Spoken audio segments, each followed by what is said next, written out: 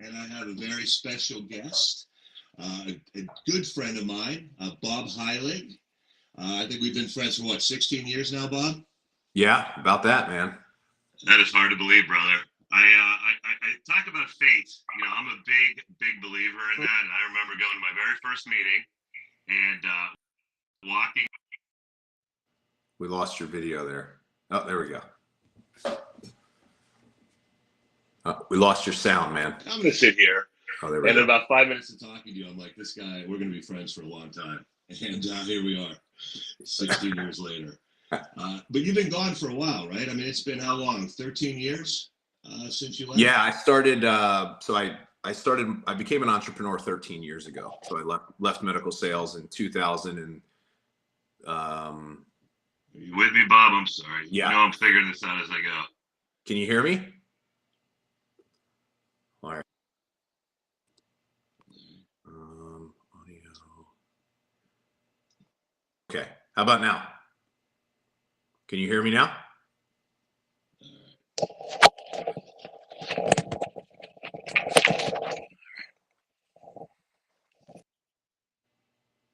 Can you hear me now, Rick?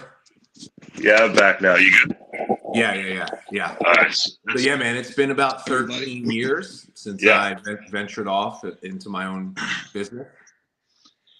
Yeah, that's hard to believe, man. I mean, truly. And, you know, I think, you know, for me, it's kind of surreal because, you know, you're the founder, your virtual upline.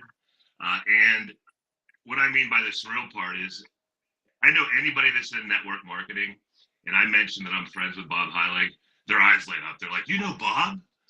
I'm like, oh, I know Bob.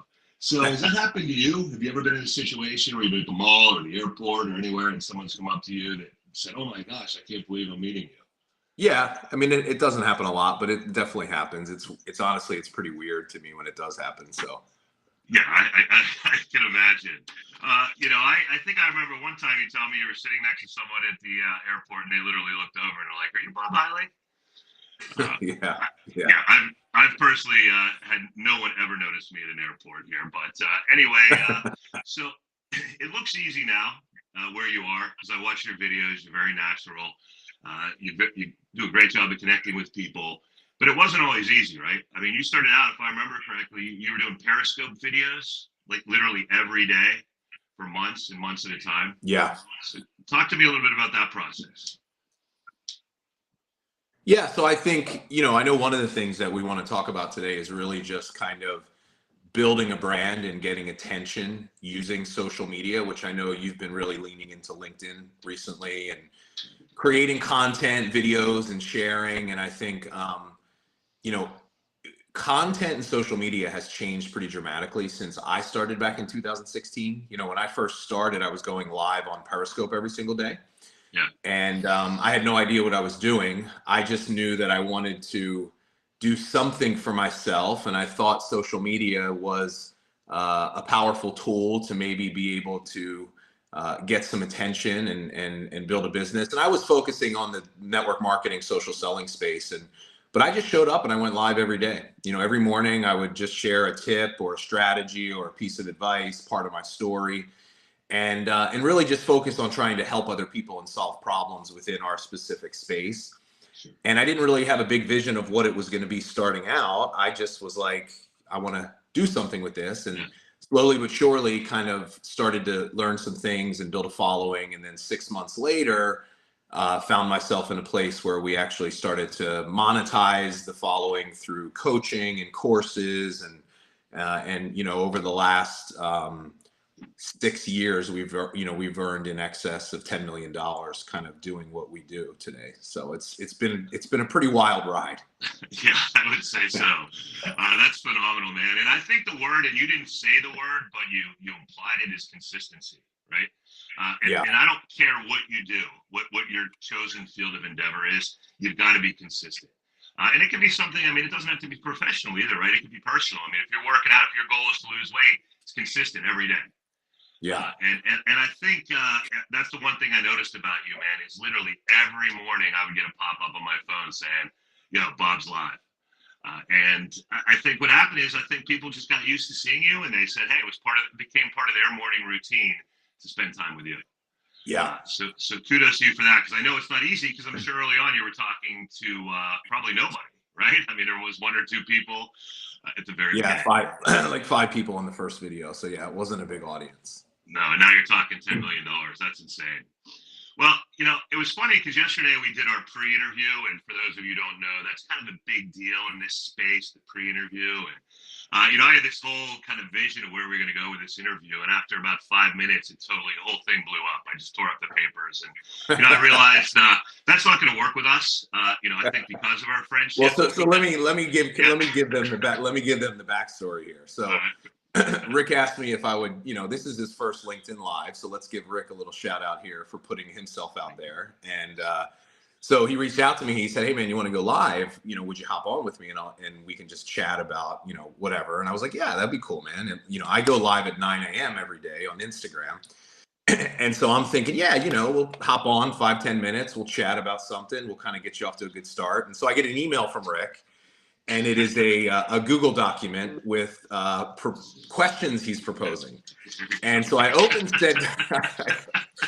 said document, and there are 30 questions in there. So I'm like, "Hey man, do you think we could wrap this up by around lunchtime? Because it seems like that's what we're trending towards." Yeah, I got a little carried away, man. I just, I wasn't sure. Oh man. But no, that is exactly what happened. That is a fact. But I think ultimately I knew we would kind of settle into our own little rhythm here. And the thing that really surprised me, though, is, when we transitioned the conversation about, and you use this term, everybody sells. Okay. And I thought that really hit home for me, because this has been a pretty significant transformation for you in terms of your approach to training. Right? Is that sales mentality? Because I kind of feel like, and I'm not putting words in your mouth, and you can correct me, that early on in your career, you try to avoid the word sales, and you didn't always think that way, because I think what happened is it scared people, your audience, away when they heard sales. But since then, you've had like kind of a transformation, as I said, or a light bulb moment. Is that true? Yeah, well, in our business, as I said, we primarily serve people that are in the direct selling, network marketing, social selling space. And so the word sales, to them, there's this kind of bad connotation around selling, right? We view sales as something that's kind of transactional, it's manipulative, it doesn't feel authentic. And so for a while, we kind of avoided it. But in the beginning of this year, we made a pretty big shift and pivot in our message, and we really lean into the concept of selling. Because look, we sell in the space of what we do, but here's everything. I think this is an important conversation, because this has implications to all businesses, especially if you're marketing your business online. I think this is an important thing. What really caused us to lean into teaching people how to increase their sales skills is how much the world has changed over the last 3 years. When you think about, like, in our particular space, in 2020 during COVID, there was a boom of people that came into our space and saw a lot of success. And they saw a lot of success because the circumstances of the world contributed to the fact that nobody was doing anything. And marketing, even when I started in 2016, all I had to do was go on Facebook or LinkedIn and say, "Hey, I'm doing this training. Here's how much it is." And people would just buy, right? You can't do that anymore. Like, engagement rates have decreased over the last 3 years. Like, this is an interesting stat. I don't know the stats for LinkedIn, but on Instagram, the average engagement rate right now is 0.47%. Wow. So that means if you have 1,000 followers and you post on Instagram, on average, your 5 people will see that post. And so what's happened is, over the last 3 to 5 years, it's been all about inbound. It's been about marketing, right? Just create content and keep telling people about what you do. And eventually you'll have leads that will come to you. And so that's been really the focus, especially in our space, is let me just get really good at social media. Now, COVID happened, the world got back to the new norm, and then the economy contracted. And so what we're seeing in our space pretty consistently is people are seeing a significant decline over the last 12 months in their businesses. And here's the reason why. They're still trying to market and sell like it's 2020. And the strategies that they used, especially on social media, don't work anymore. And so why we pivoted is because what I know to be true is this, is that in down economic times, the skill of selling is at a premium. Like sales will always be the most important skill in business, especially when it's harder to reach and get the attention of your prospects on social media. You've got to actually know how to have a conversation with somebody that can create enough value for what you do to get them interested in wanting to take a look. And that's all sales is, right? It's just a conversation with a purpose.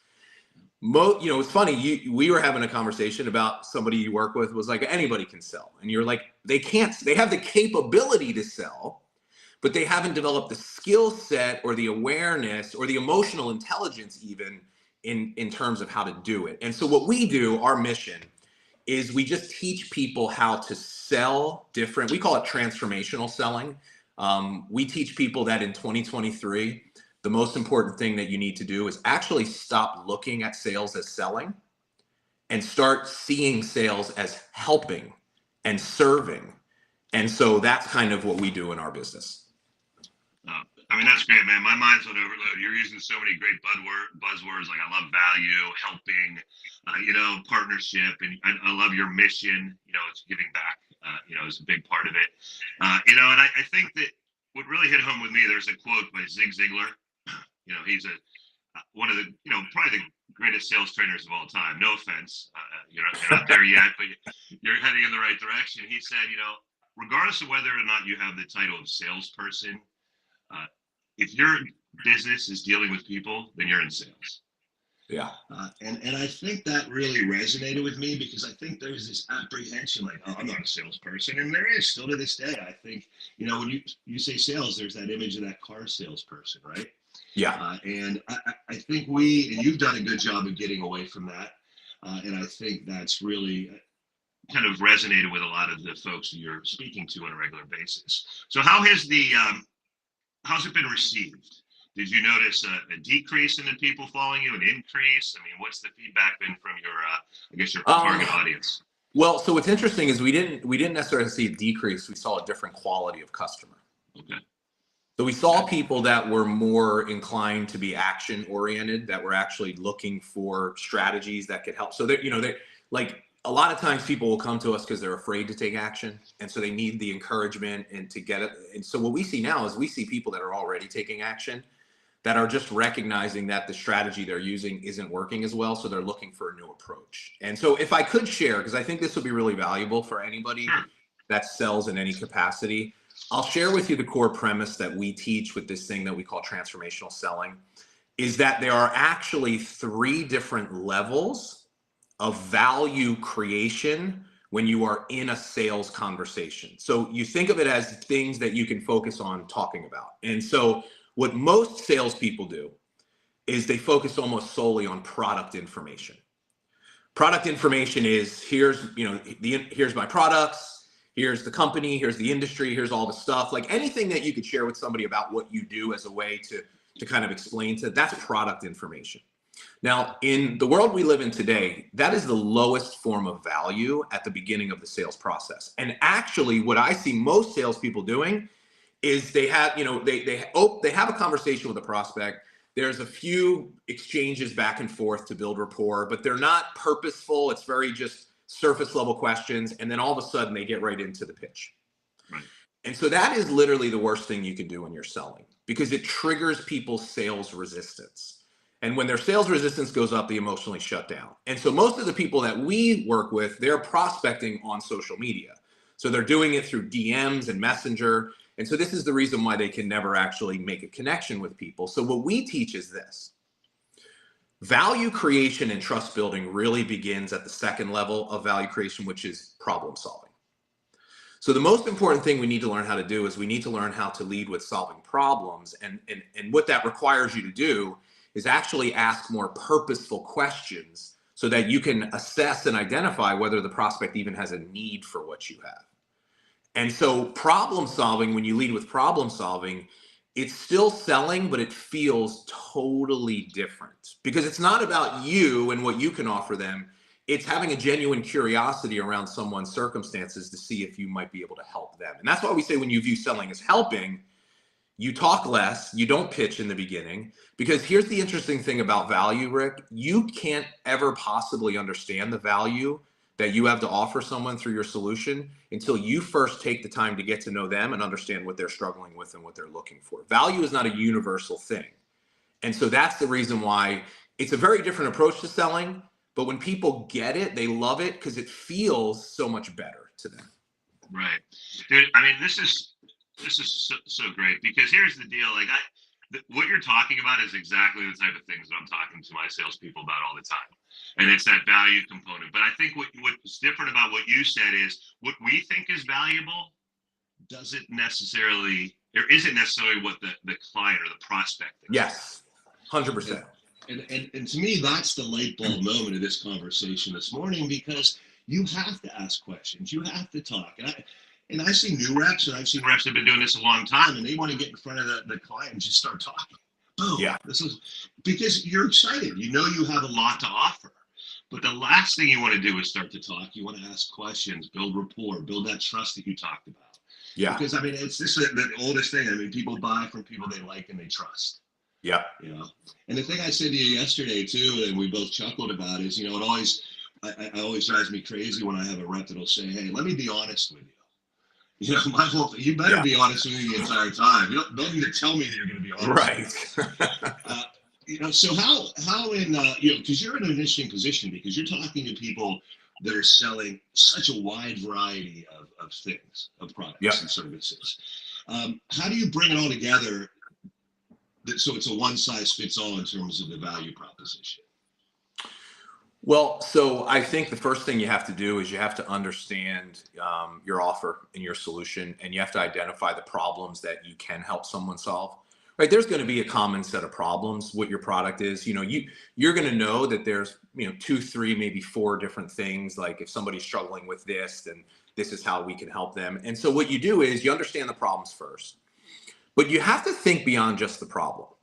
See, what we teach is this: a problem is actually not a problem in the context of selling unless you understand the uniqueness of the problem. So what I mean by that is that you could have 2 people that at the surface level have the same issue, but when you actually really understand how that thing applies to their particular business or life, it could be 2 very different people. So the example I always use just in our space is, you know, the people in our space, they sell a business opportunity to people. And so, you know, you could have someone that is a stay-at-home mother that's actually looking for something outside of the home to give her a little bit more purpose and meaning. Or you could have a working mother that's feeling totally burned out and wants more flexibility and choice in her career. Now, kind of the same issue, but the circumstances of their life are very different. So when you identify a problem, you can't go right into offering the solution. This is what most salespeople do. Here's a good analogy, and in your space, this fits. You know, we both come from the medical background. Prescription without diagnosis is malpractice. And what salespeople do is the second they get even the slightest inclination of a problem, they go right into prescribing.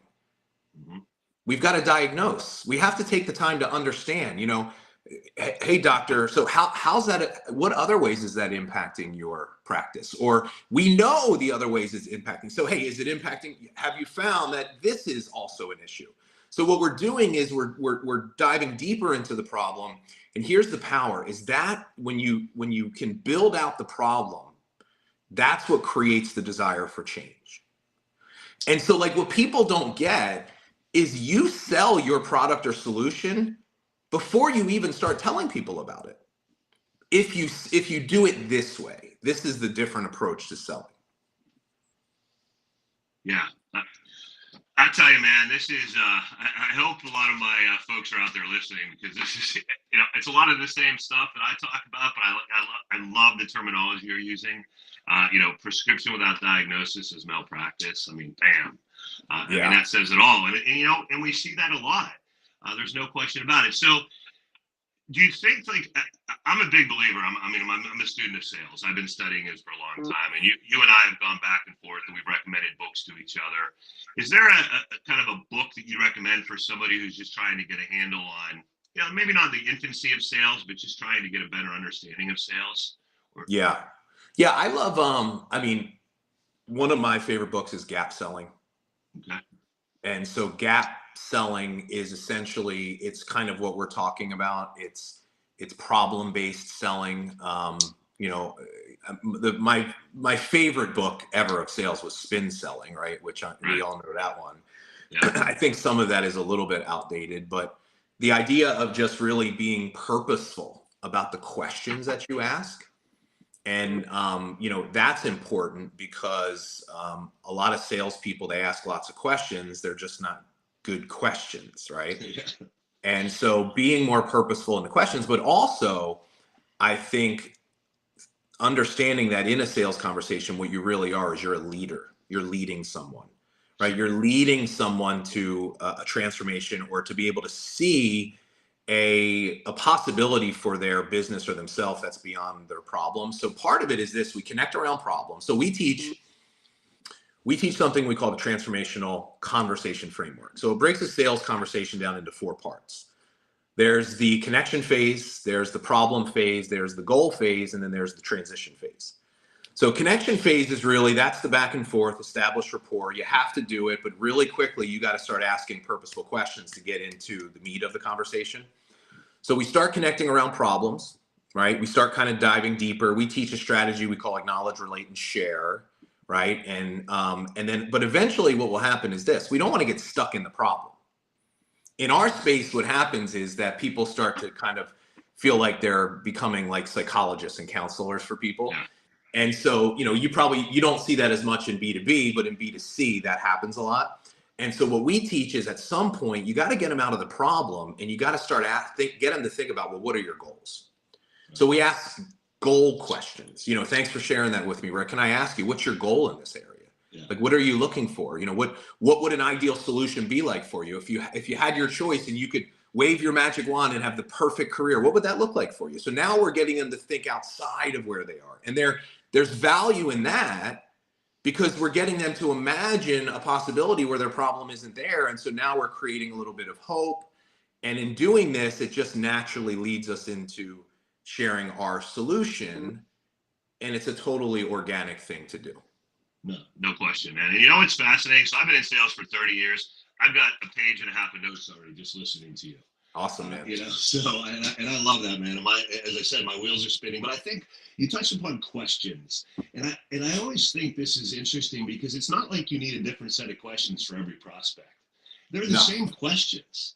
Yeah. You just have to know which questions to ask. Yes. You know, so and it's the same. Like there's only a handful. You've been in around network marketing for how long? 20 years? 25 years? Yeah, 23 years. There's what, honestly, at the end of the day, 8, 10 objections. When's the last time you heard a new objection? Yeah, I mean, it's been a while, yeah. Yeah, I mean, so it's the same questions, it's the same objections. So to not be prepared and not be ready to ask those questions or be ready to handle those objections, it doesn't make any sense to me.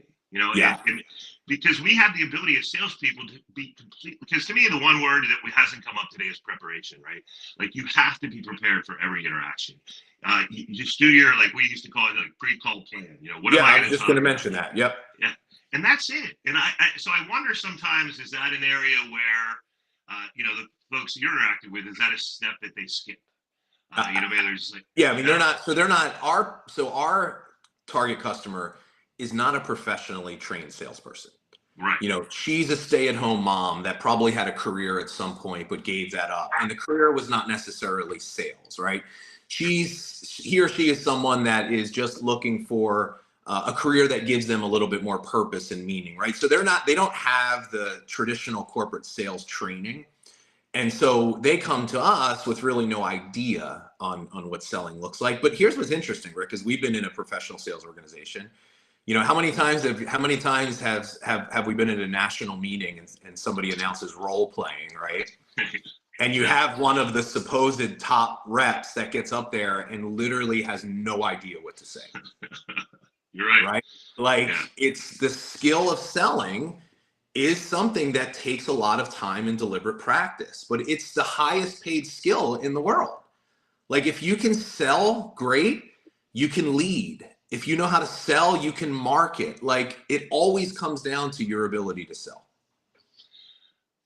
Dude, it's like you're parroting the things I say, man. I mean, I guess that's why, you know, we're both so in sync. And listen, we both, but you know, most measures we both had success in our life. But I think what's interesting is we've taken two very different paths to get there. But at the end end of of the day, we've both been salespeople the entire time. Yeah, for sure. you know, so the individual you're talking about, the meetings, that's probably David Ambiel, I'm guessing. Yeah, yeah. David and Chris Dufo also. Those were the two that stood out to me probably the most. Yeah. No, I hear you, man. And Brian Staff Check too was one that I think was historically pretty bad on the lower tier. You know, definitely bottom 5%. I can see that for sure, man.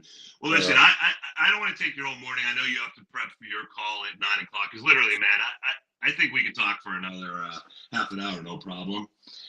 So if it's okay with you, I'd like to do this again, maybe later this summer. Yeah, for sure, man. And Absolutely. And just, yeah, let's do it again. Yeah, man. But I have a tremendous amount of respect for you. I'm super proud of you.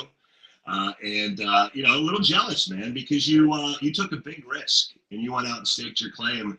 And a lot of people want to do that, but they just don't have the courage. Their fear of failure. So I give you a lot of credit for that. That was not easy, my friend. I appreciate that, man. And hey, listen, if you're watching this, give Rick a shout out for stepping out and doing his first live. Now, what he hasn't told you yet is he's actually going to be going live every single week on LinkedIn now. So make sure you tune in to watch and you hold him accountable to make sure he keeps this momentum going. Absolutely, man. I love it. Well, it was really great talking to you, Bob, and we'll catch up again soon, my friend. Yeah, sounds good, brother. See you, man. All right. Thanks, everyone.